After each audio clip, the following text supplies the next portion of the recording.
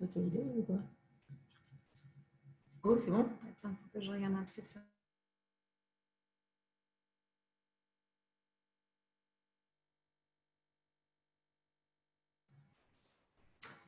Hello, everyone. Hi, WIN family.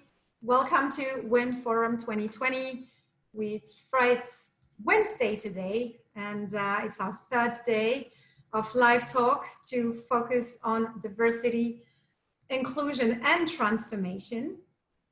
Our second live talk today is specifically focusing on business transformation, and we are going to talk about three industries that are very much hit by the crisis, which are retail, banking, and beauty. To discuss this, I am very happy to introduce you to my panelists here, Catherine Rogero Lovisi. Hi, Catherine.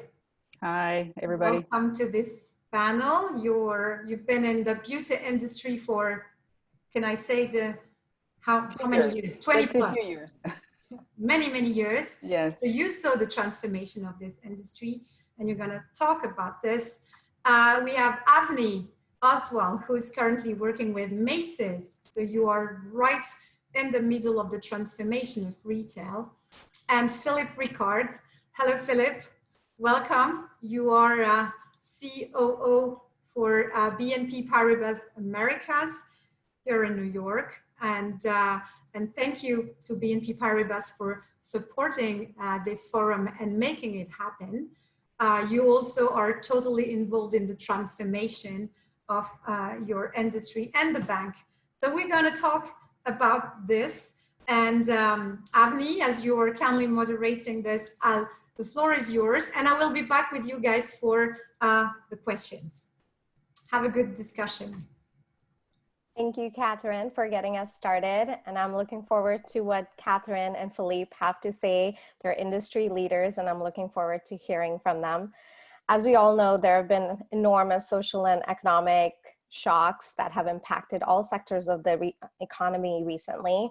I know when COVID hit, retailers, including Macy's, were in survival mode, trying to react quickly to unforeseen events because overnight, our revenue was impacted significantly due to store closures, reducing our revenue by 80+%. So while there has been, we've had a little more time to think through the strategy over the past few months, retailers are finally starting to develop and think out past these survival strategies and what the future is going to look like.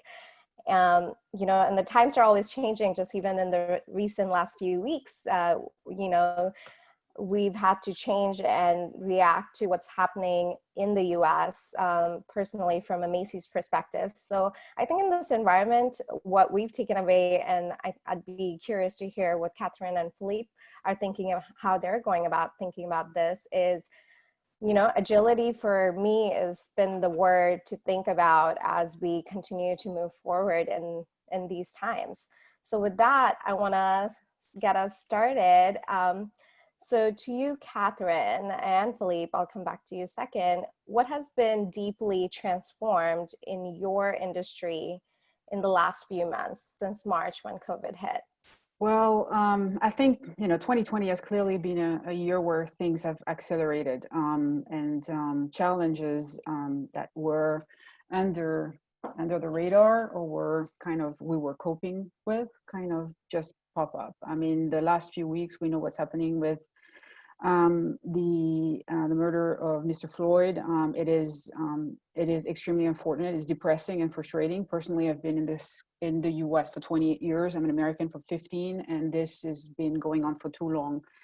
I crave for the time of the Lyndon Johnson speech of the American promise in '65, and we still need to do some changes. The situation systemically needs to change. And I think to 2020 with the COVID has taught us that we need to take action rather than just sit back and hope for the best. Wishful thinking is really not happening. It doesn't exist.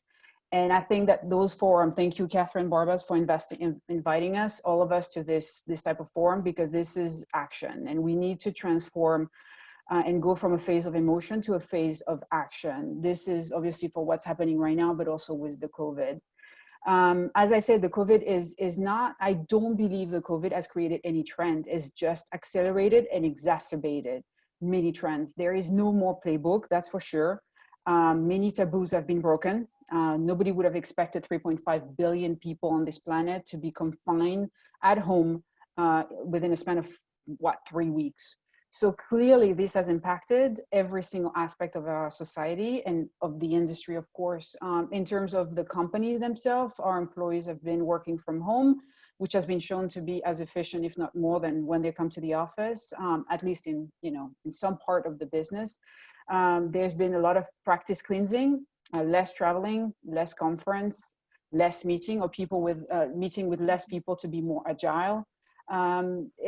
It's been estimated that about 20% of the processes have been eliminated and have been perceived as obsolete. So I think there is a lot of good things that are happening and that will go and see forward also in terms of recruitment. Borders are to some extent shut down. So this will change recruitment. This will change the way we work on a long-term basis. I think it is also, companies have now understood that they need to invest in technology and infrastructure if they have not done before. We'll see a lot more communication happening with suppliers, with clients, with internal audience through platform versus meetings. Hopefully the LMS or learning systems, management system that we know from the past will look obsolete, and they will now evolve. So again, investing in our people, in using technology the best way possible.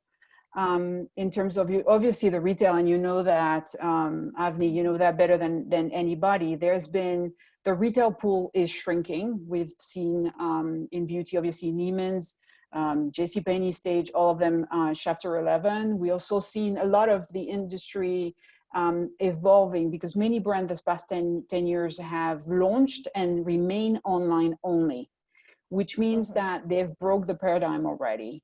Finally, the in-store experience clearly needs to morph and morph faster. And obviously e-com. E-com has been a big thing for low price point and large distribution item in mass market, for example.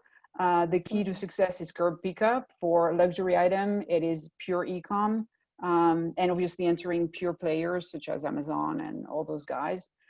There's going to be and has been a lot more pressure on operational excellence, in logistic cost, speed, now safety, inventory management, staffing. And this will continue. As for the customer, we know there is different things that are happening. There is the fear of going out because of all the security measure. And I feel that sanitary measure, I think that this will remain to some extent until we have either a vaccine or a therapy that works.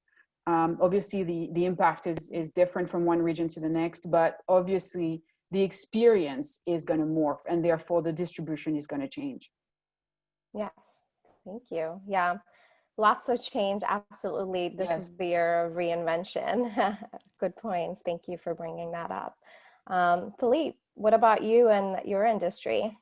Yes, and good afternoon, everyone. And yes, well, it has been a brutal event, right? The pandemic has been a kind of a shockwaves, and but also now, as Catherine just mentioned, we have those horrific images. So I think we keep having those shocks through the system, and of course those images are very, very saddening for all of us. But I would like to say that I would like to thank all the teams at BNP Paribas, because they have done an amazing job to really actually move to work from home, 95% at home in the US. And it is an amazing achievement in a few days to do this. It was seen as unbelievable or impossible to do that. But also we provided a lot of help to our clients, providing liquidity, helping them to face their treasury needs in this difficult situation. So it's actually a very good story as a team, and I think we need to learn from that. But now, of course, this is just the beginning, because we know that the economic recession is just starting already, and I think there will be more stress in the system. And so in terms of cost of risk, in terms of being able to support our customers from the entire spectrum of customers across the life cycle. And this is going to be very, very tough. So for us, it's actually just the beginning, and we are prepared to brace and to continue to focus on this. Yes, thank you. And what have been some trends that have been accelerated in your industry? So on the banking side, I would say, well, my view is that there is no way to go back. I mean, there's definitely, we are in a journey, and it's not like, it's not like going to the moon and then you plan to come back to BAU. It's really something that I think we are now in a new phase, and we're going to have several phases. But broadly speaking, I think, of course, we look at basically the customers that will be looking at, going further than what we have done in the first phase. Of course, we need to develop massive online experience. Of course, we are very much online already, but clearly the expectation now is almost like inevitable that there is you need to provide 100% of your services and products and advice and interaction through digital means. So it's not just the product or the transactional piece, but it's also the interaction, the advice, and so on. And so, but also, of course, in terms of liquidity product, in terms of hedging products, in terms of treasury products, we need now to basically sophisticate what we have developed in the first phase to build this ability to sustain the crisis in the longer run. And finally, I think we have a big role as a bank to help our customers to pivot to maybe the strategic sectors in the future. Of course, environmental sectors, healthcare, all what is related to human needs, we believe is going to be much more important. So a lot of our clients will have to pivot. And so as a bank, I mean, this is our duty to, and actually it's very exciting, to be able to think how we can support them in that transition. So broadly speaking, that would be very much on the customer side that we are focusing on. And of course, then we will, like every other company in the world, we adjust the way we operate in terms of the offices, in terms of the operating model, in terms of interacting with each other and with clients. So that's going to also be a big piece of the next step. Yeah, thank you for sharing. It's great to hear that you're keeping the customer needs in mind as you're thinking about your future products and how you're going to accelerate them. So that's awesome. I completely agree. So Catherine, I know you mentioned some of the shocks and some of the ways the beauty industry in partnership with even with retail is changing towards the future. So talk to me about, how do you think about, can an organization be in survival mode and at the same time rethink their business mission, work on adjacent markets, new sources of revenue? Well, I don't think they have an option. I think none of us have the option. I think we need to exert some type of, become ambidextrous, meaning that we have to not only operate in the present, optimizing as much as we can because of the needs that we need to fulfill, such as cash flow, simple one, but also explore. Clearly, there is, it's not the time anymore of better, it is the time of possibilities. And coping is not an option. We need to use strategic renewal as a compass to go forward. Transformation means also that there is going to be probably a part of the team that is going to be focused on managing the company, meaning addressing the present, versus a part of the team that is going to be leading into the future. And we have to be very careful because this requires two sets of skills, two types of focus and KPIs. You can't, judge what's going to happen in the future with the KPIs of the present. I think it is important to redefine the success today. I think EBITDA, and don't get me wrong, I'm not naive. I've been in for-profit company my entire life. So I know what it is to end close the quarter, close the first half, second half in the year. Don't get me wrong.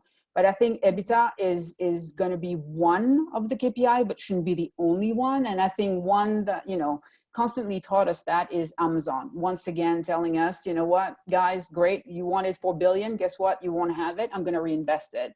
And I think that this is what we need to do at many levels, because it is impossible to deliver profit and invest in the future. I think it is important that we define success also in terms of business for goods.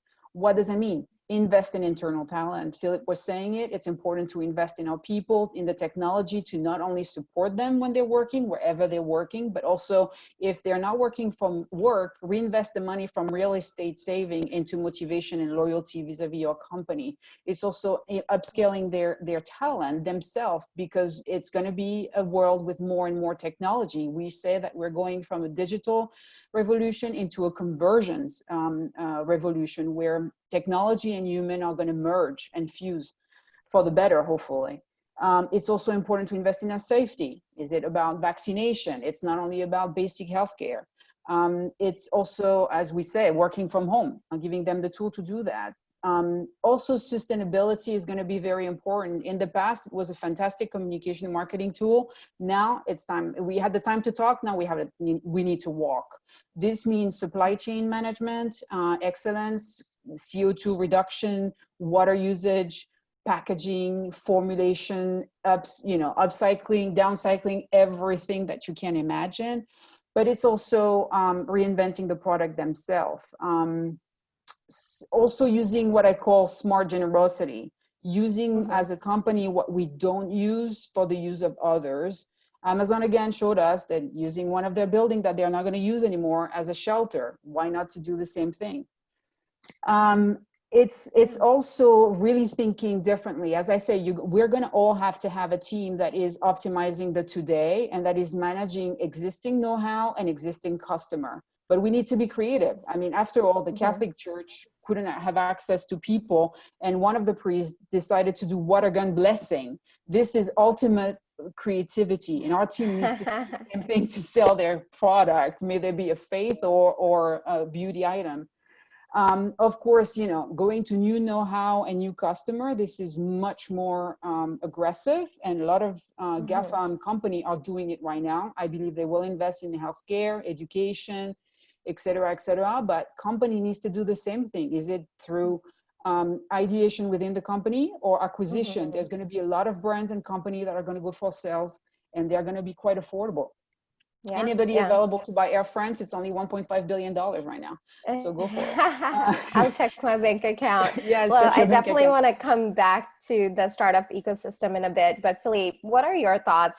So I think we can agree that you need to invest in the future, but how do you think about what is the percentage breakdown, if you can give some sense that you're thinking for the banking industry about being in survival mode, working on present, features versus future features for you? Yes, and I think it's intimately related. In fact, when we started this crisis, we of course set up a crisis team. We set up SWAT teams to surge and to take this crisis forward. But I took the decision to actually ask the consulting and strategic team to be part of the crisis team. So in fact, we plugged the strategists and the consultants, internal consultants, into the crisis mode, because I wanted them to look at what was happening on the ground, not stay, in the previous planning exercise, if you like, and to discover really what was at play, and to try to actually start preparing and thinking about how they could maybe converge some of the strategic plans with the reality of the COVID. And so, as a matter of fact, so we are already in reinvention mode, but we embed it into the survival, if you like. So the survival becomes the reinvention as we progress through the next steps. So a few examples, the way we look at credit decisions, for example, has started to change very fundamentally with some new analytics and some new perspectives around how we look at those credit decisions. As far as the way we use the space, we now are part of the re-entry. Okay, so for example, in New York, we know we are looking at the 8th of June next week, and how do we go for the phase 1 of the re-entry and the phase 2 and so on and so forth. And so the idea is to use this progressive re-entry as a way to test the new ways of working, as we call it. So we plug the reinvention, if you like, is the next phase of the survival. Okay, and finally, I would say in the way we manage the business, we have actually changed. For example, the CEO team as a management team, we do have changed the way we operate altogether. So we don't run the same committees as before. The management team meets differently. We have tried to, re-embed the new agility that we have discovered as part of COVID, and the ability to go faster and to go deeper into the way we operate the business altogether. So I think I look at the reinvention as being almost like the BAU of now. Yeah, thank you. And then I'm sure you keep up with the new ecosystem of startups that are disrupting your industry and transforming customer expectations. Do you, Philippe, already have a structure as part of your company to look at these startups in terms of acquisitions or investments? Yes. Well, I think we have done a lot on startups. So we have multiple initiatives. So through participation into hubs and ecosystems. So, for example, we have we call La Fabrique in Brazil. Here in the region, we have also very strong collaboration through the main cities where we are operating, where we think it's a good ecosystems, like of course New York, but also Montreal in Canada, and San Francisco, of course. And also we have a few initiatives in terms of setting up some special partnerships or investments in some startups. But I think for me, the most important is really what I call the do-it-yourself, meaning, and especially in this present period, we have started and accelerated what we call internal startups, a bit like Amazon, if you like, or other companies where we have decided to really go for internal competitions, where we try to actually do like internal startups, because I think there is no way out of that. I mean, for us, we think that the acceleration is necessary, and we cannot just rely on external startups that are great, or the external ecosystem is great, but unless we reinvent ourselves, if you like, it's critical. So the first pilots are great of these new competitions and those new competitions, and I think we are going to scale it up now. Okay, that's great to hear. And Catherine, what about you? I know the beauty industry. Well, there's been a lot of disruptors and startups. Actually, we even have a term. It's called indie brand. So a lot of the indie brands, may they be makeup artists driven like Pat McGrath, or celebrity like Kylie, or influencers like Uda, and so on and so forth, have disturbed and shaken up the industry that was a little bit too comfortable, because their source of product development was very different. A lot of them was crowd-led, which was not typically the industry standard. Packaging, formulation, everything, communication, 100% social media was clearly a way to disrupt the industry. But the industry has evolved in its way to learn from startup. First of all, big company used to copy them. So that was the first one. Then they went through the acquisition phase. May they be a local winner to become international. Mac is an example. It used to be a Canadian company that was bought by Estée Lauder and then expanded.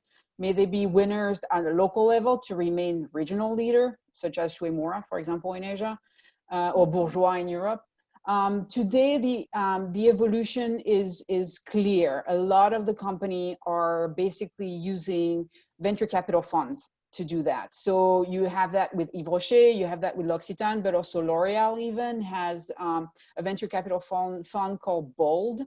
The mission is to invest in disruptive companies because they've realized that within L'Oreal, it's very difficult to foster a truly unique technology or different technology than beauty, but also very different disruptive ideas. So they have opened this fund several years ago and are really investing in basically companies that are disruptive of many different aspects. It's very interesting because it's at the marketing, digital, R&D, packaging, supply chain, every single aspect you can imagine. It is obviously a way for them to, basically break the impossible. You know what Mark Twain was saying, they didn't know that it was impossible, therefore they did it. And but L'Oreal and those guys, Yves Rocher and L'Occitane, brings in their know-how, their network, and basically their weight in addition to their cash to make those startups even more successful faster. And also obviously to expand them internationally in a very fast pace. Yeah, no, that's great. That's a lot to look forward to. And that brings us to my last question. It's a very tough time. Quickly give us some reasons for hoping for a better future. One or two. We'll start with you, Catherine, and then Philippe can close us. Please give us reasons for hope. Well, I think Yes. there is two ways to look at times of trouble and suffering. There is a moment everyone wants to and needs to dwell and mourn, and there is a time where it's actually allowing us to realize once again that the power is in our hands. And I think that COVID, as I said, has not created what is happening right now, but has basically brought to light all the crack in the system, may it be the healthcare system, the unemployment system, the education cost, and this in general, productivity or production outside of the country when those are products that are vital for your national security, social inequality again as a result. And I believe that it's a moment right now where everybody has to roll their sleeve and move on. There is going to be two types of people, right? The one that want to rush and out of confinement and try to go back to the past and how it was. And those guys are lucky if it was great for them before. But anybody else that wants to change and move forward, this is the moment. But we all have to realize once again, there is, no fairies outside. It's up to us to make it happen. There is no magic wand hidden somewhere. We got to roll the sleeve and make the change in all those areas. So I am very positive. I think we got the kick in the butt that we needed to move forward faster. Great, thank you. I like that. And Philippe? Yes, and I'm very much in agreement with you, Catherine, that the COVID is revealing a lot of cracks, but I think it's also revealing a lot of the power that we have, right? And in particular, we have been able to achieve in such a short period of time things that we thought impossible, and I think so. We must get this, in the mind that what we have been used to do in the EU were very limiting, and we were just limiting ourselves. So I think we need to really use that lesson, and I think that's very optimistic because it means we can do so much more. And the number two is also, I think we discovered really what is really important. And for example, the family, the friends, the friendship, and also the values. And I think, back to, those images. And I think, and I think the energy that we had to face the crisis we should give the energy to also fix some of the big problems, on inclusion, on inequality, on climate change, and so on. Yeah. So I think we must take this as a call for action, and I think that's what I take. Great, thank you. Thank you so much for all your shares and thoughts and great advice and hopes. We appreciate it. So back to you, Catherine. Yes, thank you. I was listening to you behind the screen. Thank you. I was energized by your words. There are many questions and we just have like 5 minutes. I'm gonna choose the one, we have questions here on Zoom and other on Facebook. I have one for both of you to begin with. Say, as you said, as a leader, you have to embark employees on a new journey of reinvention, but how can you do this while they're dealing with fear and pain today? You see what I mean?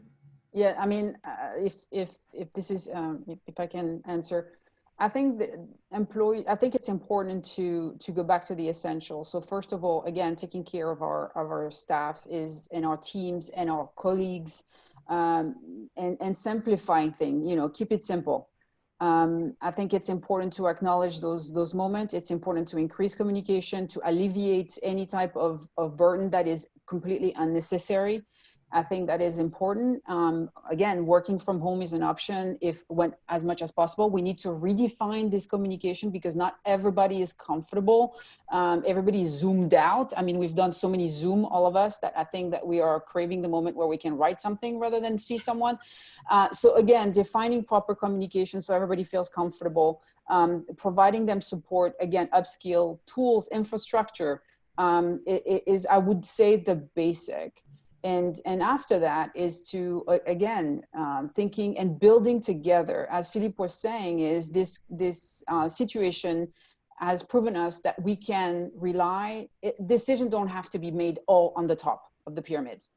Great idea comes from every part of the pyramid. And I think that we need, as a company, we need as organization and leaders to give free and the ability for people to make decision, bring it back up. But you know, they need to be able to answer immediately the need without dramatizing through processes and forms.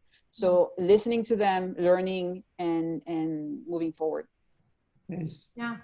That's great. And I think maybe what I would offer is, of course, the communication and the action is even more important sometimes. The communication is which are the lessons of resilience, is really to make sure that everybody and all our employees can participate to the action, you know, not just being receiver of information or just being receiving the news, or because even if we transparently share the news, I mean, we need to make sure they understand what they can do for the situation, how they can help, how they can be part of the solution, how they can actually take a bit of control or at least some kind of control in the situation, and to try to focus the energy of everybody to say, well, I mean, we can be fearful, but you know, at the end of the day, we cannot control everything, right? So we should focus on what we can do where we are, and I think we have so much that we can do. So that's the angle. This is completely true, but guys, you know, you are working for a company with a very strong hierarchy. And I totally agree that we need to make out of every single employee a catalyst for change. But it is really, I mean, how can this happen when you've been forever in a company where it's with such, you know, strong pyramid of hierarchy? It's a huge shift of mindset that is required. I think it's a strong challenge. You're absolutely right. And but you know, we made decisions during this period that did broke the policies sometimes, right? I mean, when I say broke the policies, meaning we had to go faster than what the process would have been. So we had to go faster. We had to invent maybe a new way. Now the question to all of us is, as soon as it gets stabilized, are we going to revert to the past, or as I said before, or are we going to force ourselves to keep at least maybe not entirely the crisis mode, if you like, but maybe a good in between that would help maybe get a better outcome for everybody.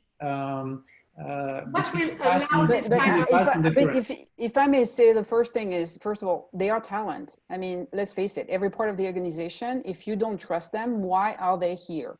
Why is your team here? So fundamental layer is trust. Number two, if the company, whatever the company, the industry, or whatever, has communicated adequately the cultures, but also the basic regulation, I think that we need to go back and stop overthink it. Let's keep it simple. Again, if they're on your team, you trust them. If they're there, they're qualified. Therefore, they can make decision on the spot.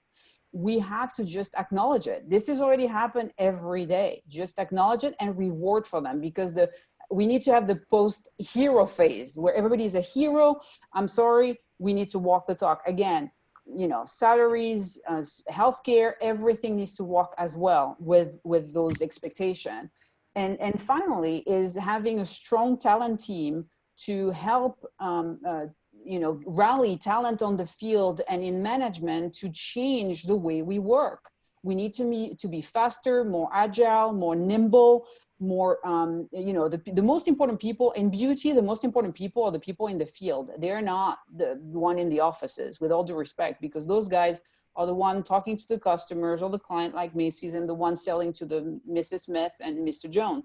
So we just have to acknowledge that those guys have a fantastic talent and trust them, and then bring back the learning and solidify those internally.